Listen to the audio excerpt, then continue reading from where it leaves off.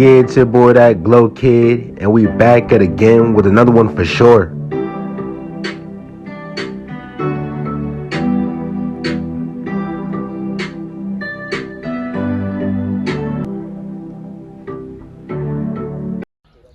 Update. It's your boy that Glow Kid back at again with another content for sure. So we're diagnosing the issue with the e36. Remember we stated that we had a problem with it, right, y'all? It is looking like this right now. I got it all disassembled, and I am starting to rewire a lot of the wirings back in here, but it's a hell of a lot of work for real.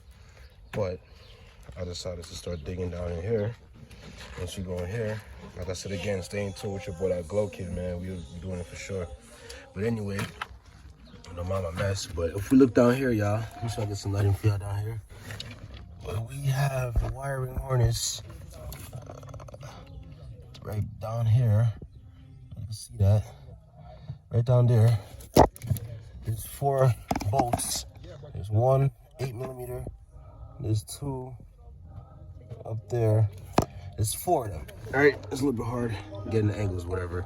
But this would be with a wiring harness. When if I had never saved the car, this whole wiring would have got fired, God forbid, and the whole car would have been dismantled, burnt up. I mean, let me say dismantled.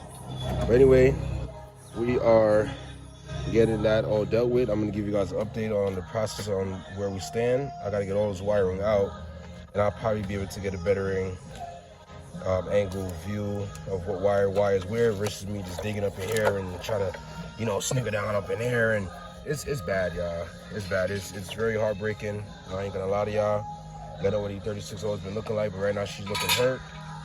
So we're gonna go ahead and get it done, and I'll keep you guys updated. I know I didn't get to really see the real outcome of the e36. Sadly, this is what it broke down to. It got worse over the time. I mean, I had to really tear it all apart. To this end down here, this is where all that burning stopped. So I gotta rewire from all the way down here. And then run back my wiring. Fix my radiator, the non-support. All the way, tuck with harness. I got another one. I found another fuse box. Thank God for that. But yeah, so I got all this dismantled. You see a few of these is burnt, but I'm gonna change them out with the new one, new box on down here, whatever. Yeah, it was pretty bad, y'all. You know what I mean? Like I said again, this is what I was talking about. The hard wire. You know what I mean? It's called, you tap it in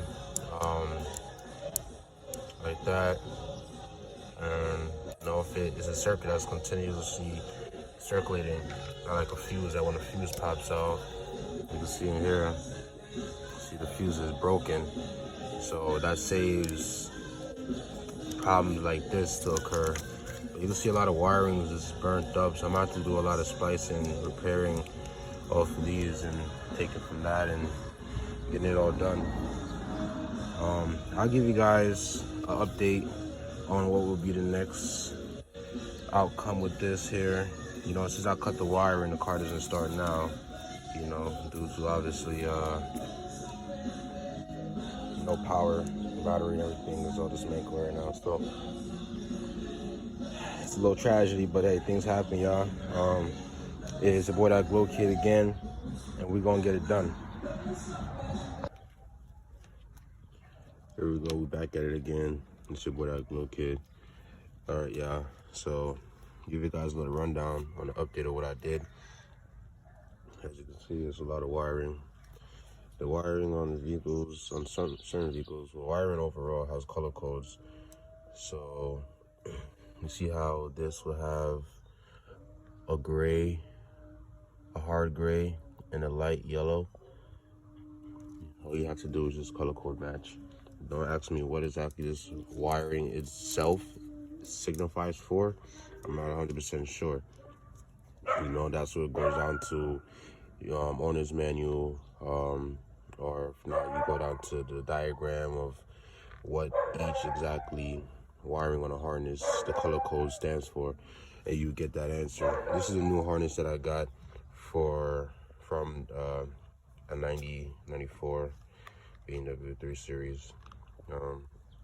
Majority of the color coding is the same. The car is just a year apart, same thing.